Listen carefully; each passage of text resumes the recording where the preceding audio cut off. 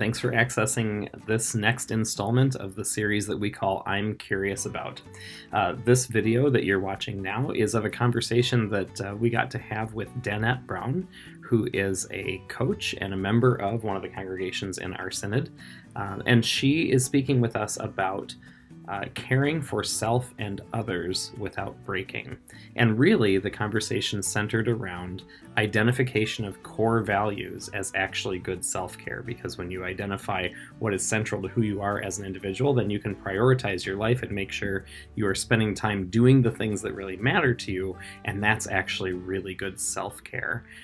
And we then talked about how that also applies to congregational life. When we're really clear about what we're called to do, then we're investing our time and energy in the places that Christ is calling us into. So it's a rich conversation. Make sure, if you're using this with a group, to hang on until the very end of the conversation. At the very end of this video, there will be discussion questions that you can use. You can use those for a group. You can pause the video and hold space for people to have a moment of silence with those questions themselves and then talk about it as a group. Or you can also use those questions for personal reflection if you're just watching this video alone. So we pray that this conversation is a blessing to you as it was to those of us who participated. And as always, if you'd like to join us for these conversations when they happen live, go to milwaukeesynod.org/curious to sign up to receive the Zoom link every month. We hope you enjoy this conversation. Sure. I'm Danette Braun. I'm a member at Kingo Lutheran Church and had actually worked at Kingo for 10 years and until I transitioned into becoming a life coach. I am married to Paul. Many of you know both of us. Many of you here either through St. Matthew's or through Kingo. And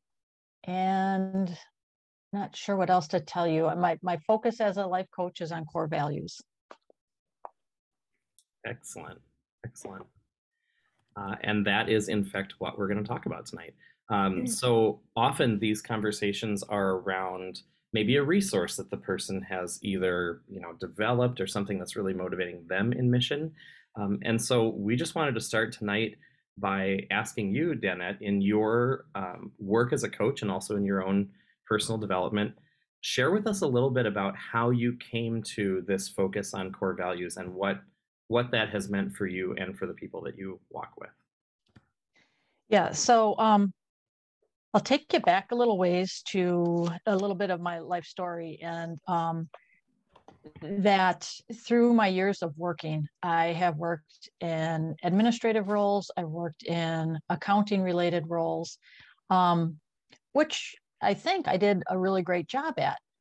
But after I had been a parish administrator at Kingo for, I guess it was right at about the 9-year mark, I realized like something was stirring in me and I didn't know exactly what that was. But I knew that I would be stepping out of the position within a year, and I just kind of trusted that stirring in that little voice inside. Well, then as it turned out, I had been a member of Kingo's team that participated in Faithful Innovations, and in the first cohort, and then I was asked to be a coach in the second cohort. And so I went to the training that we needed to do for that, and the coach who was leading that training had some slides, and on one of the slides she pulled up, it was, what were some of the characteristics that make for a good coach? And as each characteristic popped up on the screen, I kind of started sitting up straighter and straighter and going, oh, this looks a little familiar to me. And I realized that that's where everything about me lined up and came into its fullest expression. So I started doing some research about coaching, and eventually that was the route that I took through getting some coaching myself. And throughout that process, I realized how much of my life had been shaped around values I was told by other people I needed to uphold. Values of feeling safe and secure and responsible. And not that there's anything wrong with any of those, but I realized that those were not the deepest values that really expressed what was most important to me. And so that's sort of how I came into just really delving into what are core values and why do they matter? What difference does it make if you know what yours are or not?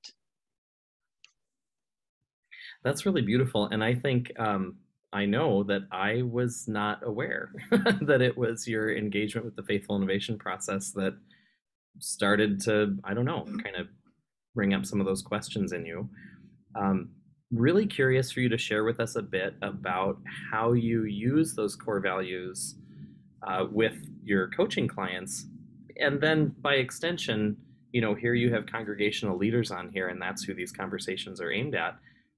How do you think that can be a helpful exercise for congregations as well? So I guess that's kind of two questions. First, how does it inform your work with your coaching clients, and then how can you see that extending to congregational life? So often when people come to a coach, it's because they've got a major decision or they have an idea of where they want to go, and they want a coach's help to ask them the kinds of deep questions that help them find the answers within. And they want to get to where they want to go a little quicker than if they were going by themselves.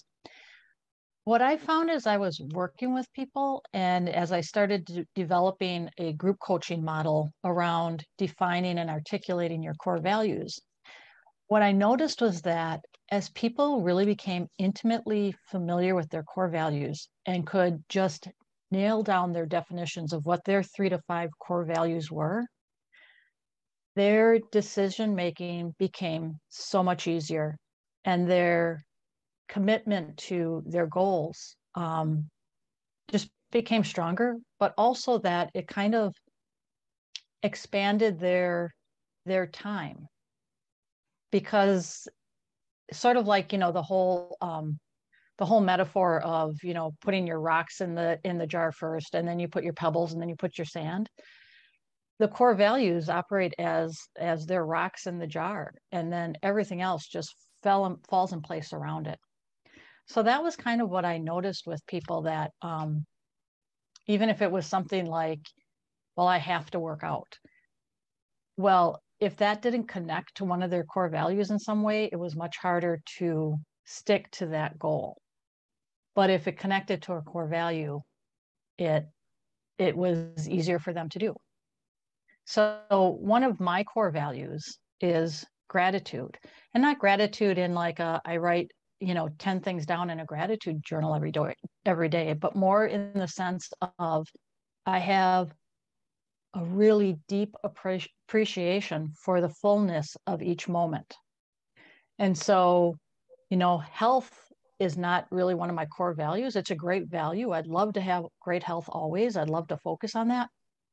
But where the way that I stay connected to my health goals is through gratitude, because I can feel intense gratitude of being in the moment of a yoga pose or being in the moment of a walk. So that's how I've seen it play out in my life, and how I'm seeing it play out in the lives of some of my clients. So I'm particularly curious, how is it that, and maybe we'll just start with the individual, how is it that you begin to help your coaching clients identify what some of those core values are? Well, so the group coaching model that I've developed is like over 5 weeks. And so we talk about core values, where your values come from, whether you've chosen them or whether you've just acquired them, or if it's ones that you feel deeply connected to. And so we talk about all of the theory of what are core values and why do they matter to you. But then I have a whole series of exercises that help people kind of find the clues that they've been dropping their whole lives about what their core values are. And through that, and through looking at lists of core values and spending time in them, they start to kind of whittle it down and come into a better clarity about what theirs are. And it's a process. It's not like you sit down one day and look at a list of 180 words and go, well, there's my 3. I'm good to go. It's a process of looking at those words over and over again. And there is no one exhaustive list of all core values, but core values are kind of like your psychological DNA. You have a unique, specific combination of values that fulfills your need for autonomy, for competency, and for connection. And even if you have the same list of values as another individual, it's highly likely that you have a different definition of those words, a different connotation of those words than someone else would. Does that answer the question? I mean, we're swimming around big, huge questions here, so Yeah. nothing will ever finally answer these questions, but that's a really beautiful start. I love the analogy of it being like a DNA. Mm-hmm. It's just who we are.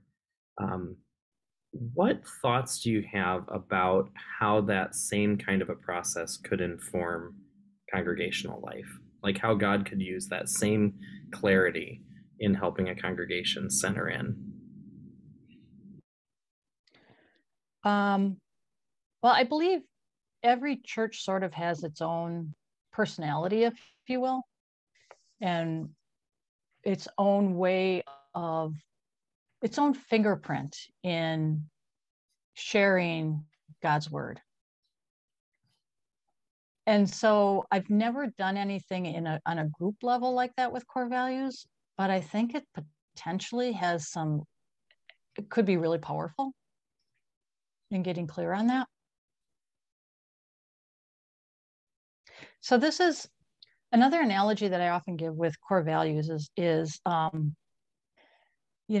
most of us have gone to an orchestra concert or watched one or something. And as you walk into the auditorium and everyone is finding their seats, oftentimes there's musicians on stage and they're like tuning their instruments and, warming up. And you hear, voices having conversations around you. You just hear like all this noise around you, right? And then the conductor comes on stage and steps up to the podium and raises their arms. And on the first downbeat, all this beautiful music surrounds you. So now imagine that your life or the life of the congregation is that orchestra. And all that noise, that's the noise of life. It's the responsibilities and the longings and the yearnings and the wishes and the obligations, the decisions, all the decisions that have to be made. And maybe, I don't know, maybe it's just me, but I'm pulled by work and family and wanting to be active in community and in church and in organizations and finding time for friends and finding time for what I enjoy doing and finding time for my health. And, the list goes on, right? So how do you prioritize and organize that? Well, that's where the core values come into place, because the core values keep all the pieces playing from the same music, and they keep you actively focused on what you say is most important. So, if you look at that like in a group context within a church, if a church is really clear on what their core values are, the decisions on and of course listening for the Holy Spirit in it, where to focus your energy becomes clearer, and where to allow others to step in becomes clearer. That's really beautiful. I love kind of the twin analogies that we're running with here, and then to have that second one of like the noise of practicing in the orchestra, and then the downbeat of that first beautiful note of the music. That's a really helpful. It actually aligns with a similar analogy that I often thought about, that sometimes pastors get to be a little bit like conductors. We're not the ones playing the parts. We're not the ones ultimately making the music. We get to help find a rhythm and a form where the whole group can actually, meld together to make something really beautiful in the world.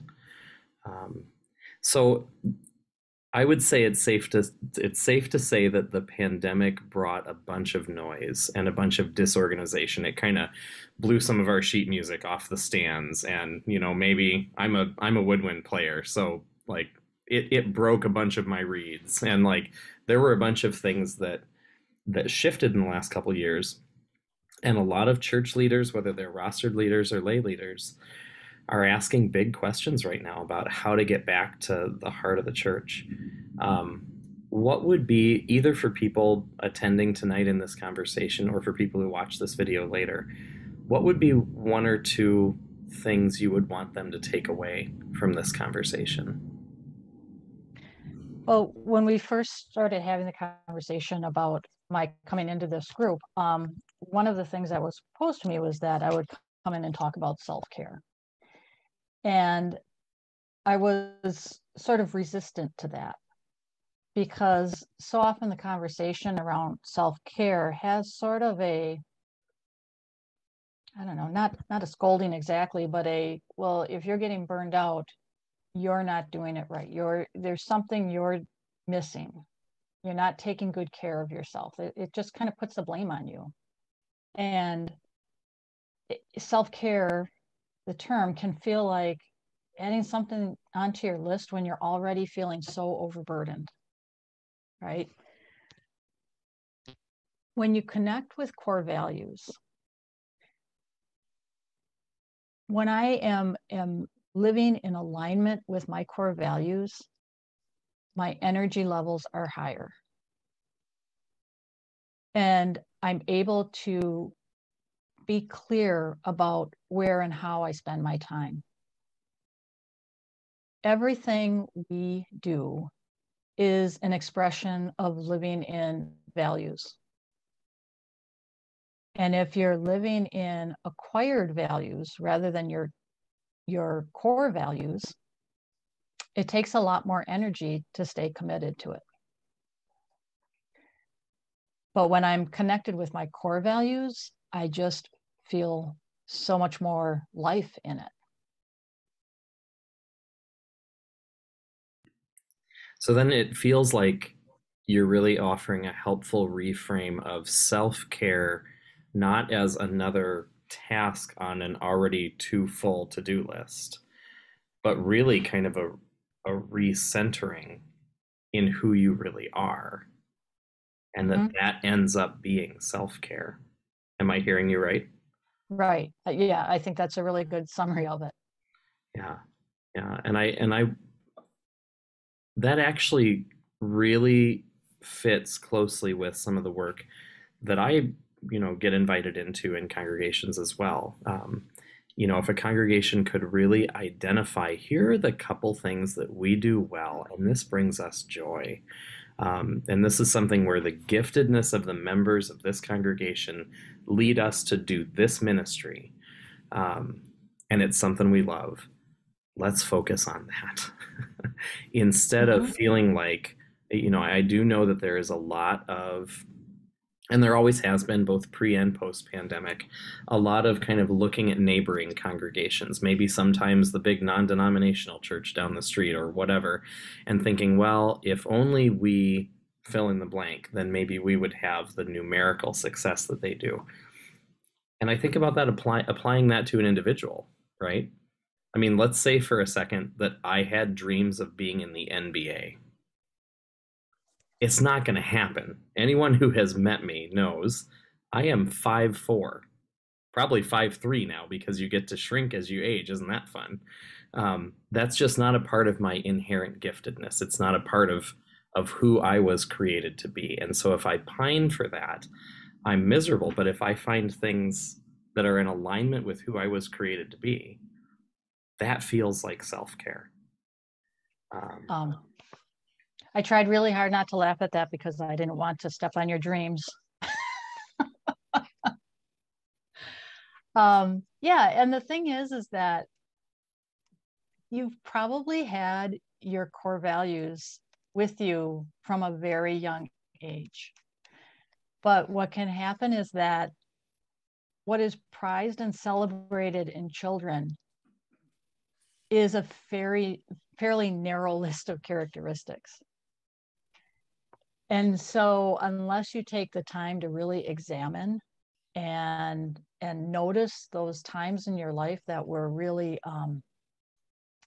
meaningful, where you felt that joy and that you were at your absolute best and fullest, you might miss out on that. So I know someone a person who went through my group coaching who we got to the exercise of, there's an exercise of considering your early childhood values, and where you think about who you were as a child between the ages of like 6 and 12, and what did people say about you? What did you remember about yourself? Were you curious? Did people notice that you like to explore, or that you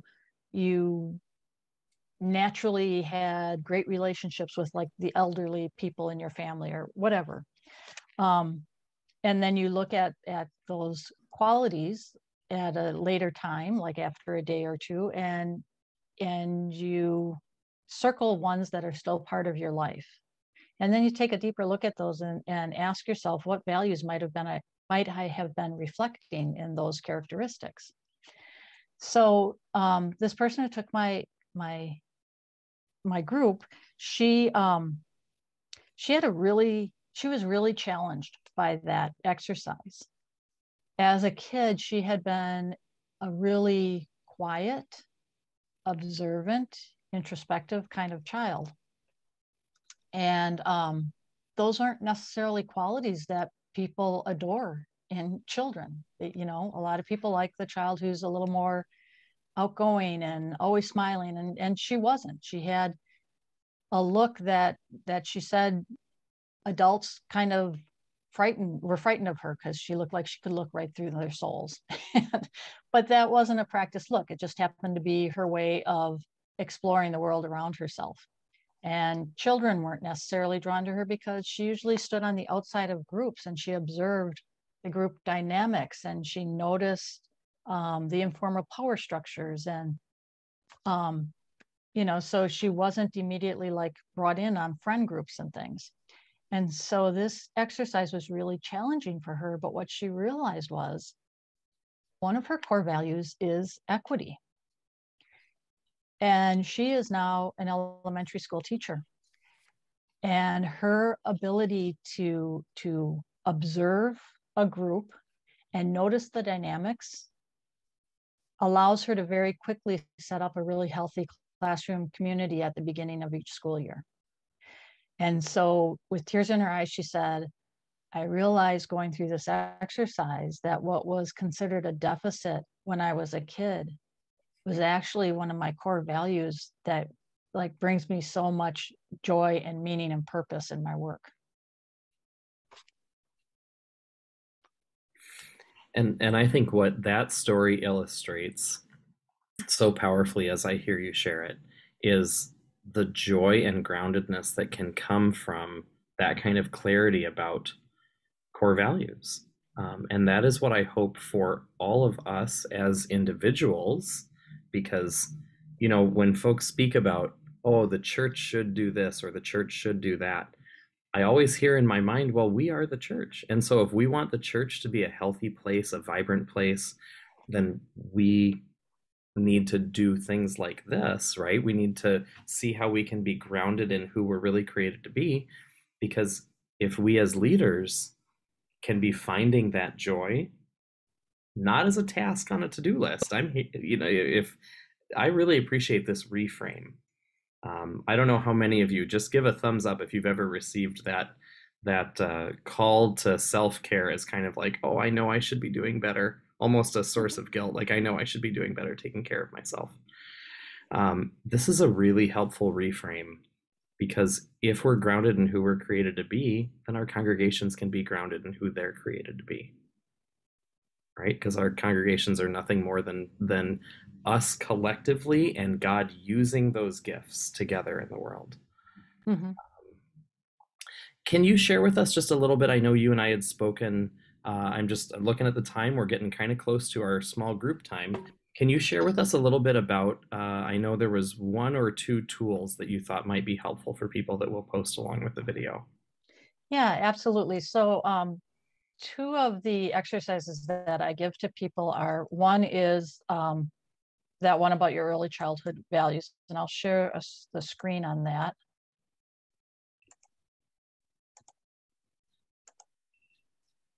Okay, can you see that? It says your best self.